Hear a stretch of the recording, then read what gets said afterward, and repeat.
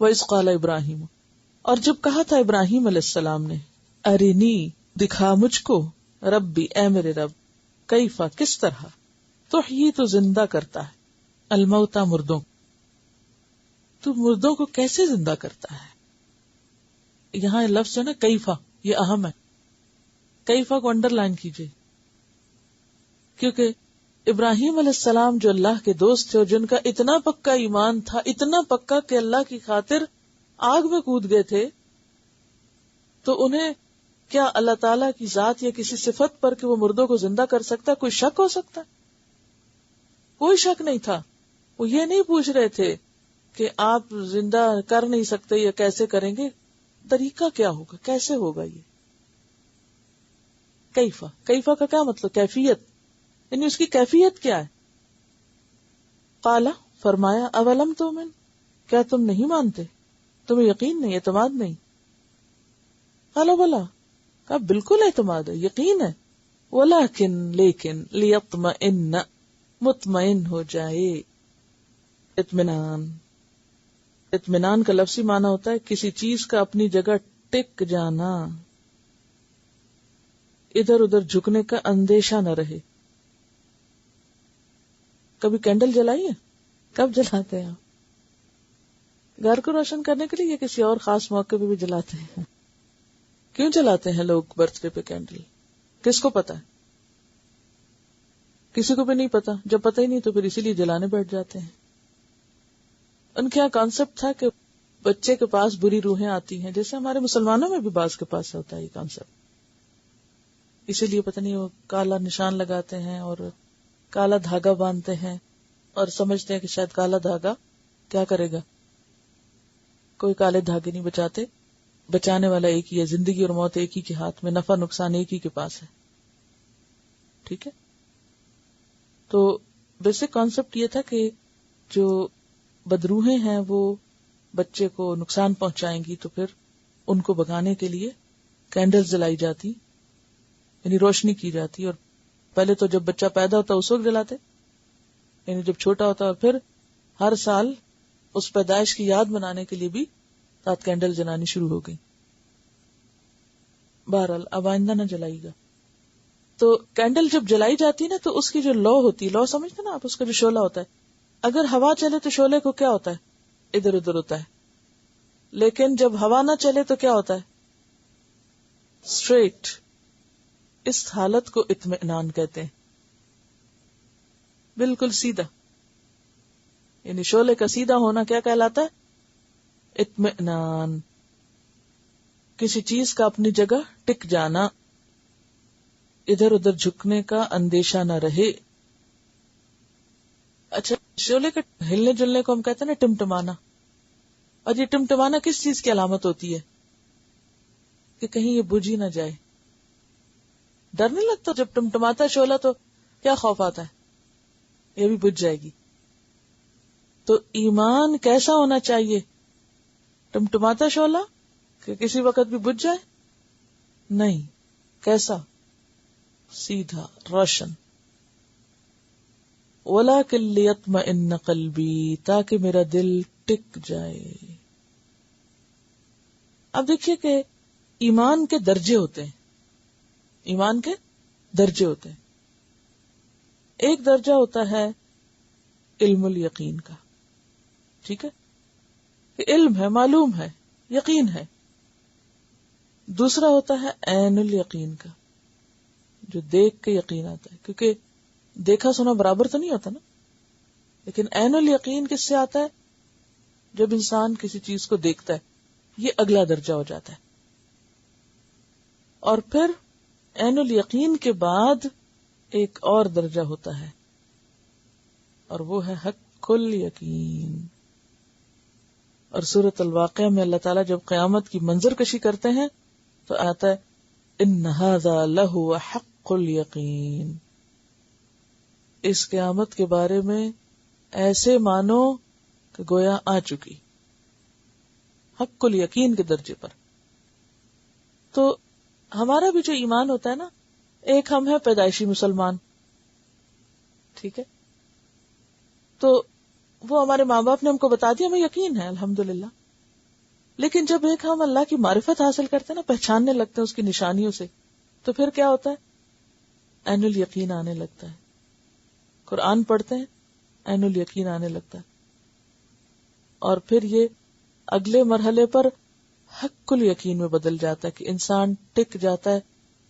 اب دنیا ادھر کی ادھر ہو جائے، یہ بندہ نہیں ہلے گا اپنی جگہ سے. کوئی ہوا چلے، یہ شعلہ نہیں ٹمٹمائے گا. تو وہ جسے پہاڑ جیسا ایمان کہتے ہیں نا، حضرت علی رضی اللہ تعالیٰ عنہ کہتے تھے کہ اگر غیب کا پردہ اٹھ بھی جائے تو میرے یقین میں کچھ بھی اضافہ نہیں ہوگا، کیونکہ مجھے غیب پر اتنا ہی یقین ہے جیسے کوئی دیکھ کر کسی چیز کو یقین رکھتا ہے. یعنی جس طرح میں اللہ تعالیٰ کو مانتا ہوں بن دیکھے، قیامت کو، آخرت کو، جو بھی یؤمنون بالغیب جو ہے، ابھی تو وہ پردے کے پیچھے ہے نا سب کچھ. اگر یہ پردہ ہٹا بھی دیا جائے تو میرا ایمان تب بھی اتنا ہی ہوگا جتنا اب ہے. یہ ہوتا ہے اعلیٰ ترین ایمان. ٹھیک ہے. اور ایمان بڑھتا بھی رہتا ہے اور گھٹتا بھی ہے. وہ اسٹل ساکت چیز نہیں ہے کہ ایک دفعہ آپ نے لے کے تو بس رکھ لی دل کے اندر. وہ ایک جاندار زندہ چیز ہے، اوپر نیچے آتی جاتی ہے. آپ اچھے کام کرتے ہیں تو ایمان بڑھتا ہے، اور آپ غلط کام کرتے ہیں تو ایمان گھٹتا ہے. سورۃ الفتح میں آتا ہے لِيَزْدَادُوا إِيمَانًا مَعَ إِيمَانِهِمْ، تاکہ وہ بڑھائیں ایمان اپنے ایمان کے ساتھ، یعنی ایمان میں اور اضافہ کریں. اور سورۃ التوبہ آیت 124 میں آتا ہے فَأَمَّا الَّذِينَ آمَنُوا فَزَادَتْهُمْ ایمانا، تو جو لوگ ایمان لاتے ہیں ان کا ایمان بڑھتا جاتا ہے. وَهُمْ يَسْتَبْشِرُونَ، اور پھر ایک مرحلہ آتا ہے کہ ایمان میں انہیں خوشی حاصل ہوتی ہے. یعنی وہ جو حق الیقین کی کیفیت ہوتی ہے نا، بن دیکھے سب باتیں ایسے نظر آئیں جیسے دیکھ کے کچھ کر رہے ہیں. اس سے انسان کے اندر ایک خاص قسم کی خوشی اور ایک سکون کی کیفیت آتی. اور اسی کو شرح صدر کہتے ہیں، دل کا کھل جانا، کہ پھر ہر بات سمجھ آنے لگتی ہے اللہ تعالیٰ کی. اور یہ کب ہوتا ہے؟ جب انسان اللہ کی کتاب کو پڑھتا ہے. قرآن کو پڑھنے سے یہ نصیب ہوتی ہے کیفیت. پھر اسی طرح اللہ کی طرف سے کوئی امتحان آتا ہے یا کوئی آزمائش آتی ہے، پھر بھی انسان اللہ کے وعدوں پہ یقین رکھتا ہے، شیطان کے وسوسوں کا شکار نہیں ہوتا. تو جو ہی امتحان سے پار ہوتا ہے پہلے سے بھی زیادہ ایمان بڑھ جاتا ہے، پہلے سے بھی زیادہ یقین. کیونکہ ہوتا یہ نا کہ جب آزمائش آتی ہے نا تو انسان ڈاواں ڈول ہونے لگتا ہے. میرا فیصلہ غلط، میں نے صحیح نہیں کیا، پتہ نہیں اللہ تعالیٰ مجھ سے ناراض ہے، پتہ نہیں میرا کوئی عمل قبول نہیں، میری ساری نیکیاں ضائع ہو گئی ہیں. بس یہ سوچیں آتی ہے نا بعض اوقات انسان کو جب کوئی تکلیف آتی ہے، پریشانی آتی. ہاں، بہترین نسخہ یہی ہے کہ قرآن پڑھے مزید، تو انشاءاللہ ٹھیک ہو جائے گی کیفیت. تو یہ جو کیفیت ہوتی ہے نا، انسان جب کسی دکھ یا تکلیف پریشانی میں ہو تو انسان کا ایمان جانے کا خطرہ ہوتا ہے، شیطان بہکاتا ہے اس کو. ہاں؟ تو ایسی صورت میں پھر جب انسان اس پر قابو پا کر اللہ ہی کے وعدوں پہ یقین رکھتا ہے تو وہ امتحان میں پاس ہوتا ہے، لہٰذا ایمان کے بھی اگلے درجے پہ آ جاتا ہے. ایمان میں بھی ترقی ہوتی چلی جاتی ہے. پھر تو ایمان میں ترقی قرآن پڑھ کے بھی ہوتی ہے، ایمان میں ترقی زندگی کی آزمائشوں میں ثابت قدم رہنے سے بھی ہوتی ہے. اور جو شخص صحیح رستہ پا لیتا ہے والذین اہتدوا زادہم ھدی، جو ہدایت پانا چاہتا ہے اس رستے پہ آتا ہے، اللہ تعالیٰ اور اضافہ کرتا چلا جاتا ہے اس نعمت میں. اور اسی لیے آپ دیکھیں کہ وہ مشہور حدیث آپ نے سنی ہوگی کہ عبداللہ بن رواحہ نے ایک دن اپنے ساتھی سے کہا تھا آؤ کچھ دیر کے لیے اپنے رب پر ایمان لے آئیں. تو وہ ناراض ہو گئے، کہتے کہ کیا ہم ایمان والے نہیں ہیں، تم ہمیں کہتے ہو ایمان لے آئیں. تو انہوں نے کہا کہ ہم مومن ہیں، مگر جب مل بیٹھ کے اللہ کو یاد کرتے ہیں تو ہمارے ایمان میں اضافہ ہوتا ہے. تو ایمان میں اضافہ کیسے ہوتا ہے؟ صرف تنہا نہیں ہوتا بلکہ مل کے جو اللہ کا ذکر ہوتا ہے، اکٹھے بیٹھ کر جو دین کی تعلیم اور تبلیغ ہوتی ہے، اس سے ایمان میں اضافہ ہوتا ہے. اصل بات یہ ہے کہ اللہ تعالی کی ذات لامحدود ہے، تو اس کی جو معرفت ہے نا، اس پر جو ایمان ہے وہ بھی لامحدود ہے. اور معرفت کا یہ سفر جو ہے اس کا کوئی اینڈ نہیں کہ انسان کہے کہ بس میں ایسے درجے پہنچ چکا ہوں اب اس کے بعد کوئی درجہ نہیں. مرتے دم تک اسٹرگل، جہاد یہی ہے کہ انسان اس معرفت میں آگے سے آگے آگے بڑھتا چلا جائے اور اس کے یقین میں اتنا اضافہ ہو کہ جب وہ اپنے رب سے جا ملے تو رب سے ملاقات کا شوق اس پر ہو اور رب بھی اس سے ملنا چاہے. یعنی پھر وہ اللہ تعالیٰ کے لیے ایک بے قراری اور وہ ایک محبت میں اضافہ ہوتا چلا جاتا ہے نا. ایک کیفیت دل کی ہوتی ہے نا، جو غافل دل، بے حس دل، اور ایک ہوتا ہے کہ جب انسان قرآن پڑھنے لگتا ہے، اللہ تعالیٰ کو پہچاننے لگتا ہے، کرتے کرتے کرتے چمکنے لگتا ہے، اس کا دل صاف ہونے لگتا ہے، تو وہ پھر معرفت کی کیفیت بڑھتی چلی جاتی ہے. پھر انسان اٹھتے بیٹھتے اللہ سے باتیں کرنے لگتا ہے. تو وہ ایک حق الیقین کی کیفیت ہوتی ہے جس میں وہ اپنا سب کچھ اپنے رب کو سمجھ لیتا ہے. آیت الکرسی توحید کی دعوت، ابراہیم علیہ السلام توحید کے علمبردار، اور پھر امت مسلمہ کو اپنی ذمہ داریاں نبھانے کے لیے آغاز میں بھی توحید کا سبق دیا گیا تھا، یہاں آ کے پھر توحید کے سبق کو پختہ کیا جا رہا ہے. اور یہ سبق اور معرفت کیسے ملتی ہے؟ اللہ کی خاطر قربانی کرنے سے. اس کے بعد آپ دیکھیں گے مسلسل انفاق کی آیتیں آئیں گی کہ رب کی معرفت کچھ دینے سے حاصل ہوتی ہے، قربانی کے درجے پہ ملتی، قربانی کے بغیر معرفت نہیں حاصل ہوتی. کہتے وَلَٰكِن لِيَطْمَئِنَّ قَلْبِي، تو اللہ تعالیٰ نے فرمایا قَالَ فَخُذْ، فرمایا چلو جاؤ لے لو، 4 مِنَ الطَّيْرِ، پرندوں میں سے 4 پرندے لو، فَصُرْهُنَّ، تو ان کو مانوس کر لو. سرخ کا لفظ جو ہے نا سواد واو رے سے ہے. سرہن کیا مطلب ہے؟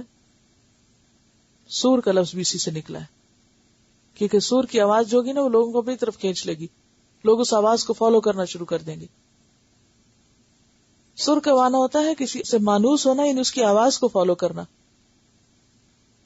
جیسے بلی اپنے مالک سے جب مانوس ہوتی ہے تو کیا کرتی،